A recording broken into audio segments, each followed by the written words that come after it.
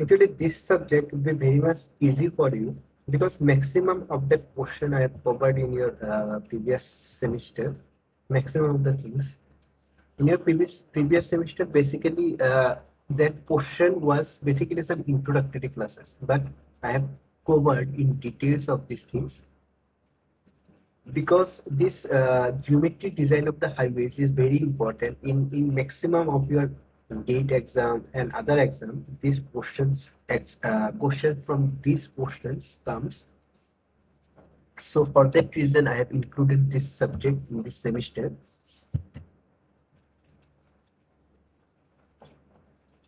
Okay, now this is a cross section of a road.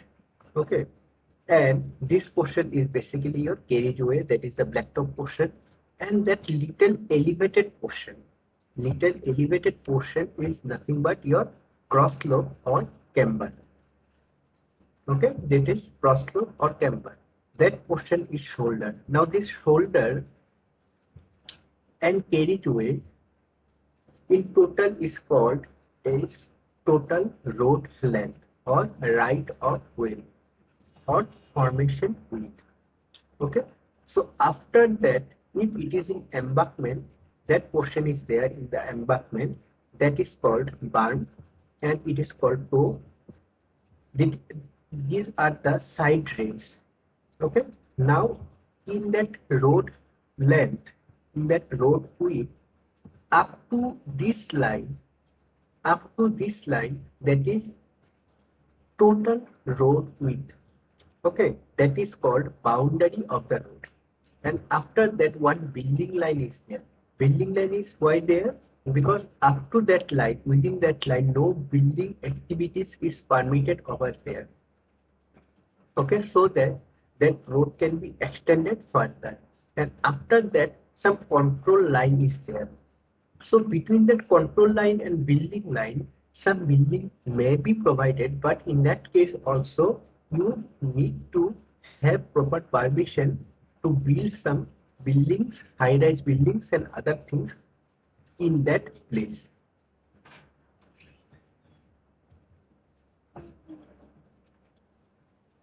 So that was in embankment and that is in cutting. In cutting also one spoil bank is there and that is cut and that is your side rails and other building and boundary lines are there.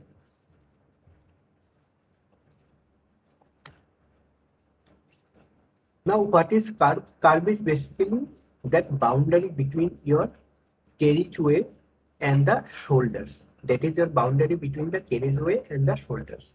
So there are different types of curves. One is mountable curves. So that is the mountable curves. In that curve, you can easily mount it your vehicle. That is semi-barrier type. It is barrier type and it is submerged curve. So basically, whatever picture is there, that is basically your submerged curve.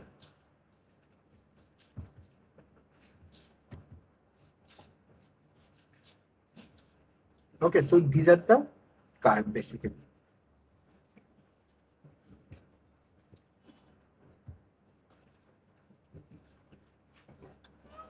So these are the different elements which is included in the road margin. So these are shoulder, guardrail, footpath, driveway, cycle track, parking lane, and embankment slope.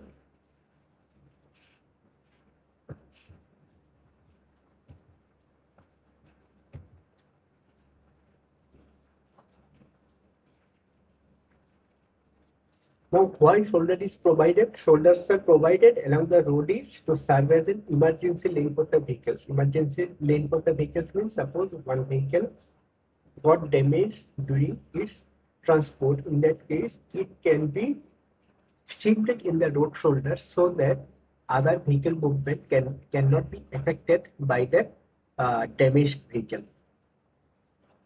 In some cases, that road shoulder can be used as a footpath for the pedestrians. Formation we have already discussed, that is that combination of width of carriageway plus width of the shoulder.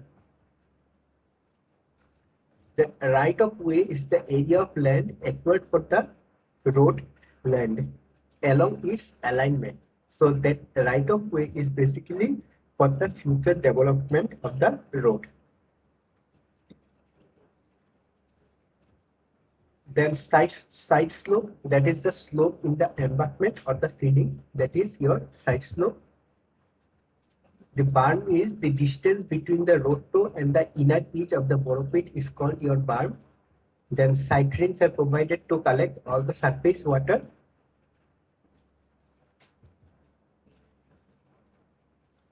Building line, as we have discussed, all the building activities are prohibited over there. After that, super elevation is there. Then super elevation is raising that side portion of a road in the horizontal curve so that it can nullify the centrifugal force.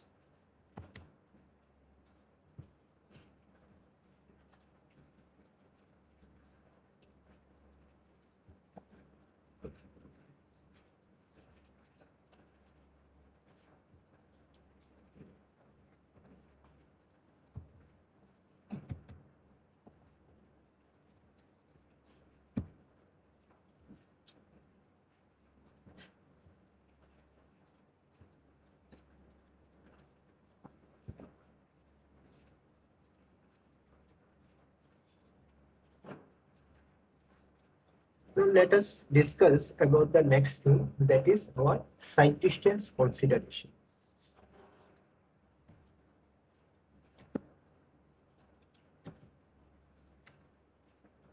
So basically side distance is the actual distance along the road surface which a driver from a specified height above the carriageway has visibility of stationary or moving object.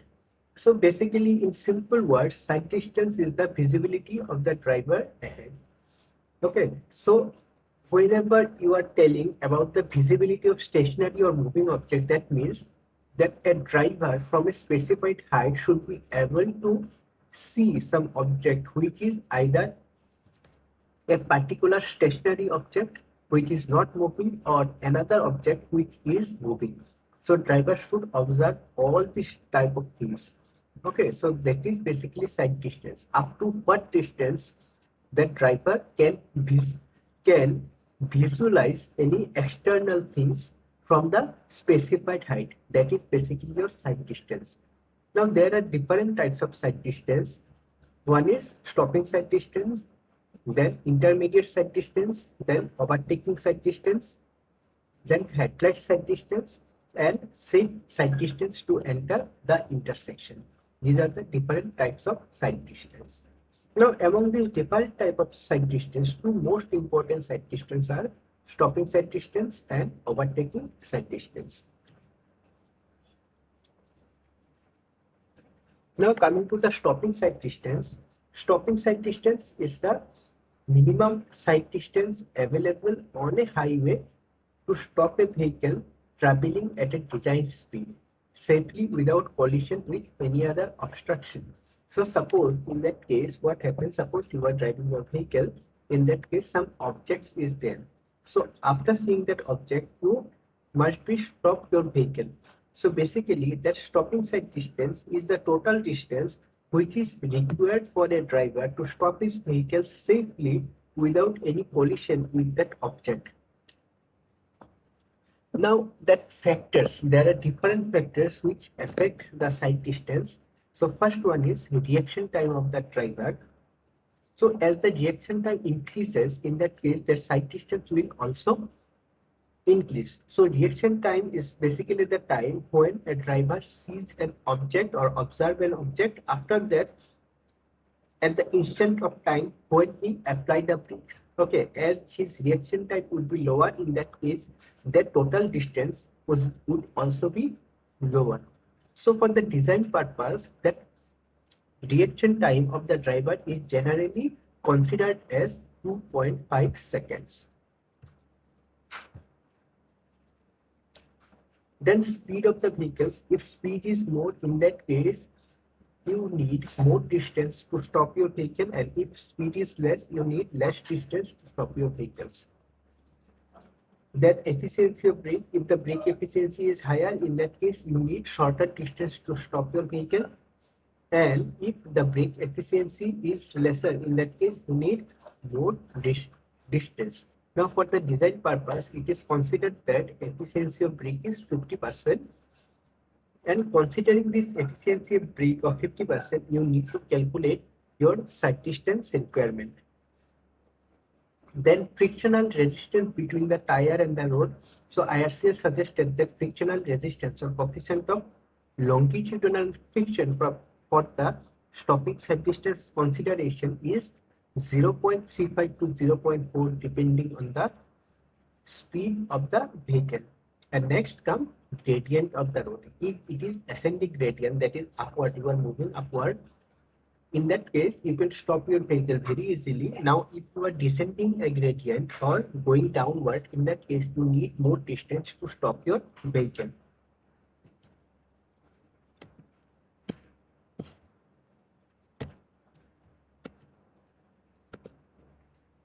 Now for the reaction time, there are different theories to find out the reaction time.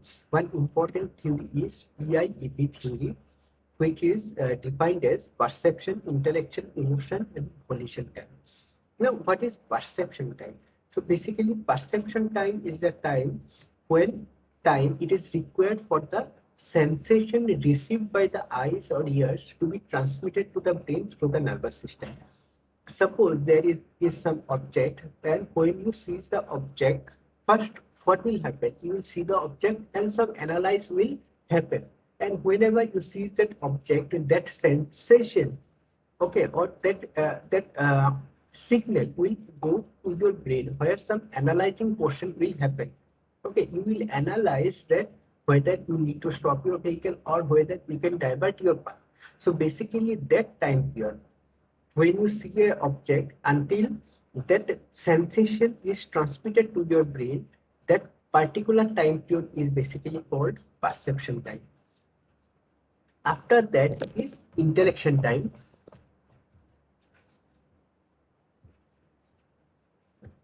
So intellection time is the time when you analyze the situation in your brain. After that emotion time, that emotion time is the time elapsed during emotional sensation and disturbance such as fear, anger, etc.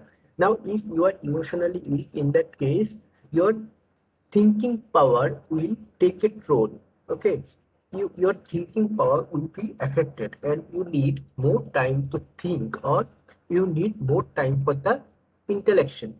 Therefore, that is the emotion time. That how much time is wasted for your emotional activities or emotional distress.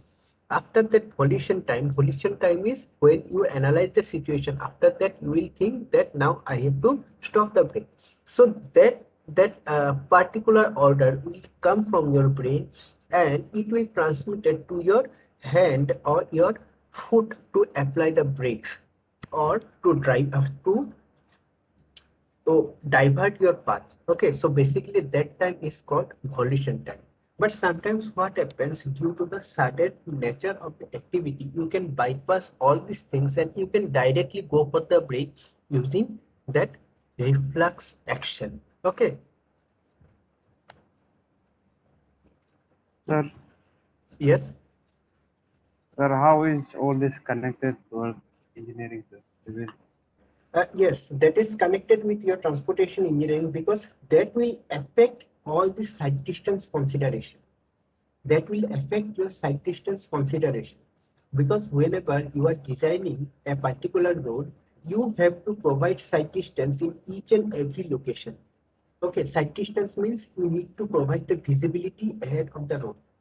Now, that visibility of you is affected by different things.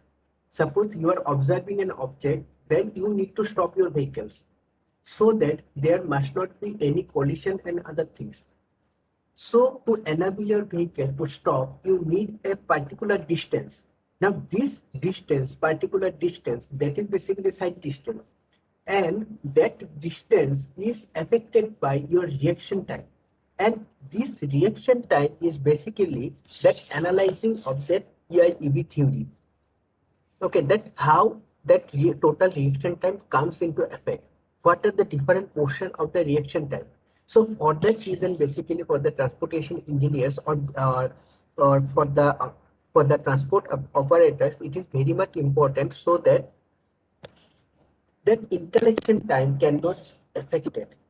Okay, for that reason, the driving test is there and other type of tests are there to check your perception time, whether you can perceive the situation well or not. Okay, now if your perception time or if your reaction time is not good enough, in that case, suppose some signal is there, you cannot perceive the signal as soon as it was there, and you will try to overcome that, and some accident may happen. So in this way, it is related to your transportation engineering. Sir, is it directly connected to the vertical and horizontal alignment? Yes, it is directly connected to vertical and horizontal alignment. How it is affected? Because side distance is a part of your horizontal alignment details, isn't it? Whether side distance is connected to your horizontal alignment details. Yes, sir. Okay. Now, if side distance is connected, in that case, what is the side distance? If you go for the definition of the side distance, then side distance is defined as the total distance between the leg distance and braking distance. Now, what is the leg distance? Leg distance is the total distance which is covered by the vehicle during the total reaction time. Okay, so if your speed of the vehicle is v, suppose your speed of the vehicle is v and your reaction time is t, in that case it would be total distance would be v into t. Okay, now if t increases, if time increases, in that case that distance will also increase, isn't it? Yes, sir. Yes, sir. So if that leg distance increases, in that case that total side distance will also increase. Okay, suppose Okay. for a particular stretch of road, you have provided a side distance of 100 meter. Side distance of 100 meter means up to 100 meter a driver can observe all this object which is moving over the road or which object is stationary over the road. Now suppose a particular driver has a reaction time lesser than more than 2.5 seconds, suppose 5 seconds or 7 seconds. In that case, whether he can stop his vehicle within that short distance, he cannot stop. Okay, because he need more time to understand the situation or to visualize the situation.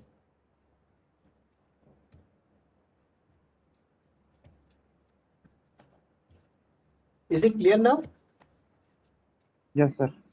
Okay.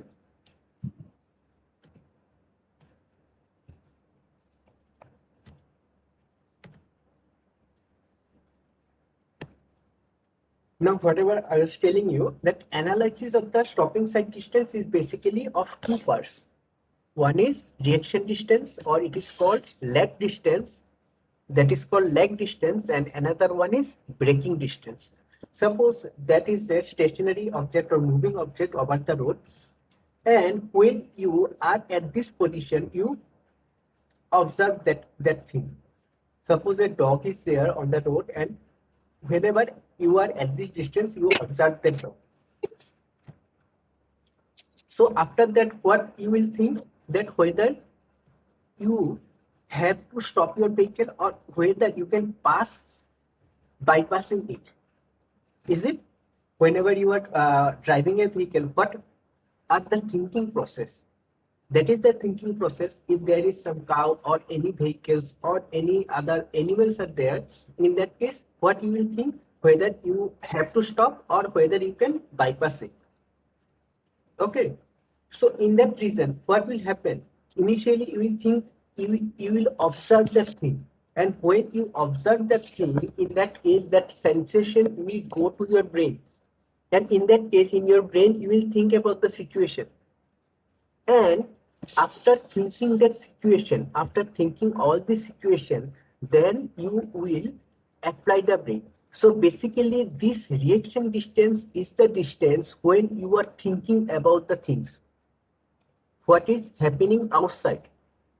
Okay, so basically it is assumed that during your reaction time, you will maintain the uniform speed and you will go to a distance until your reaction time is over.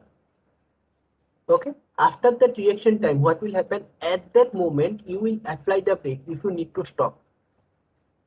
Okay, so when you apply the brake, in that case, if you apply the brake, whether the vehicle will stop immediately? No, it will not stop immediately because your braking efficiency is not 100%. And coefficient of friction is not 1, it is 0.35 to 0.40 depending on the speed of the vehicles. Therefore, when you apply the brake, it will also take some distance to stop your vehicle, and that distance is basically your braking distance. See whether this is clear, this example is clear. Yes, sir. Okay.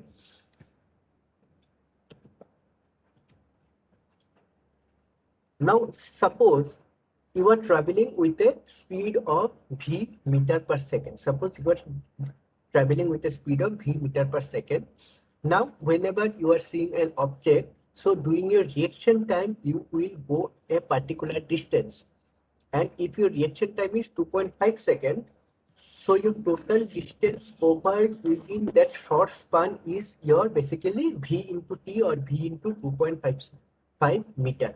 That is 2.5 v meter. See whether this is clear or not. That is your leg distance.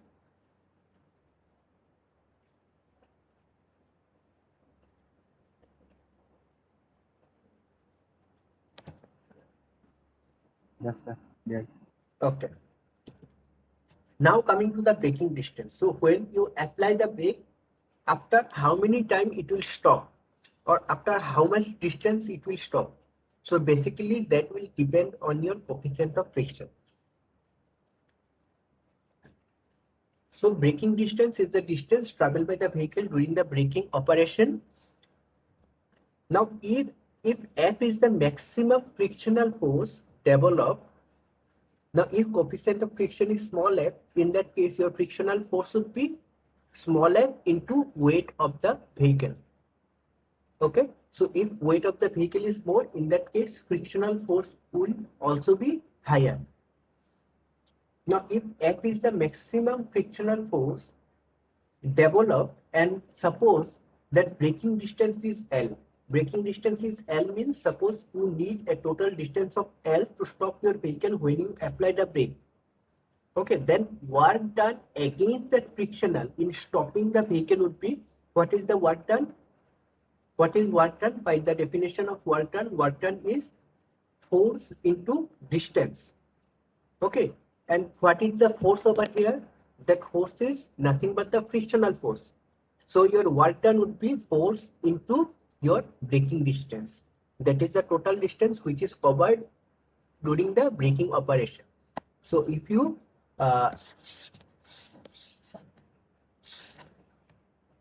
go for it, in that case, your frictional force is nothing but coefficient of friction into weight of the vehicle. Okay, that is F into W into L. Up to this portion, it is clear.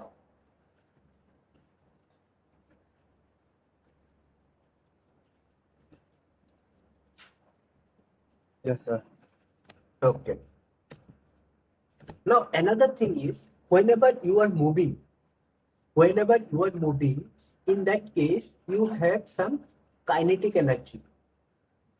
You remember the kinetic energy? Whenever you are moving, you have some kinetic energy, and whenever you are stopping, in that case your kinetic energy would be zero. Okay, so when you just apply the brake, at that particular moment you have the full kinetic energy, and that kinetic energy by the definition is half into m into v square. Okay, and where v is your design speed, that is initial speed. Okay, now if you convert that mass into your weight, in that case it would be half into w by g. M is equal to w by g into v square, that is w v square by 2g. Now when this vehicle will stop, when your this kinetic energy is equal to your work done, in that case only that vehicle will stop. Okay, so your work done was F into W into L, and your kinetic energy is W V square by 2G. So from that you can easily find out what is the L. So L is nothing but V square by 2GF. Okay, so that is your braking distance. So your total stopping side distance is 2.5 V, that is your lag distance, plus V square by 2GF, that is your braking distance.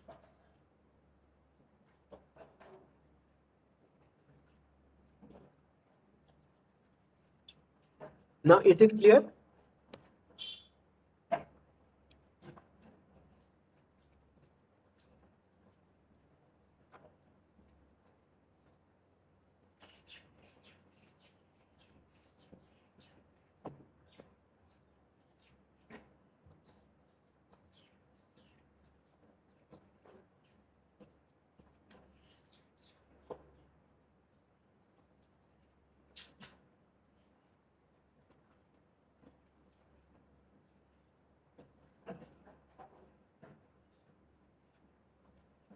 Is it clear?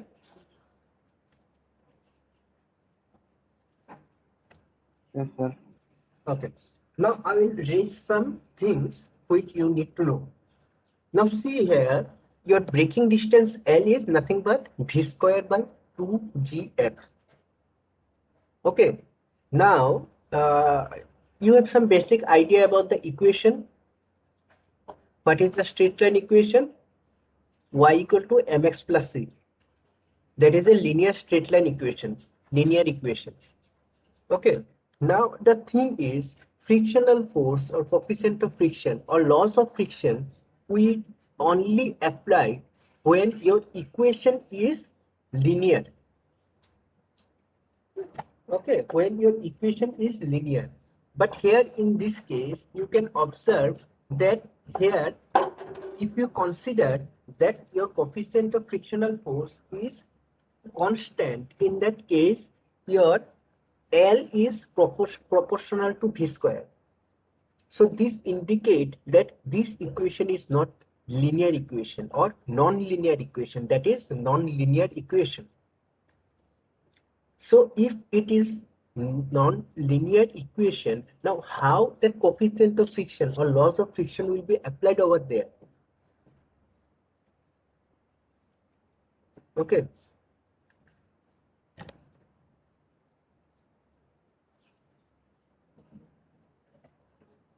So basically this question was asked to me in one of the previous interviews. So basically you have to remember here coefficient of friction or that F value is not constant value. Okay, coefficient of friction value is not a constant value. It changes depending on the speed of the vehicle. So your coefficient of friction is related to V. Okay, so for that reason, this equation is valid because your coefficient of friction is not a constant value. It depends on the speed of the vehicles. Therefore, that coefficient of friction value has a range, and that range is, it varies from 0.3 to 0.40 depending on the speed of the vehicle.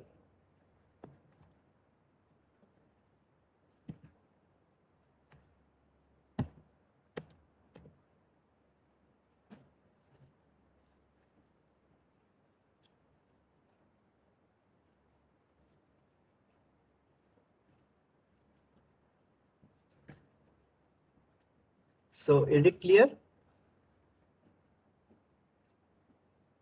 Yes, sir. Okay. So you just go through this note. In our next class, we'll solve some numericals on this stopping side distance.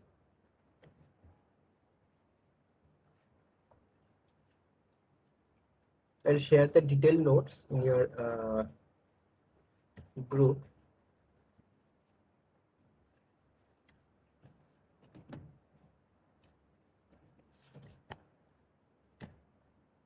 No, give your attendance in the WhatsApp group. Okay.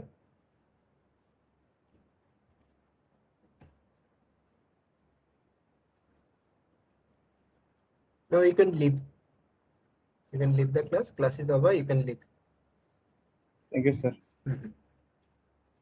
So please read about all these things. Next class we will do some numericals.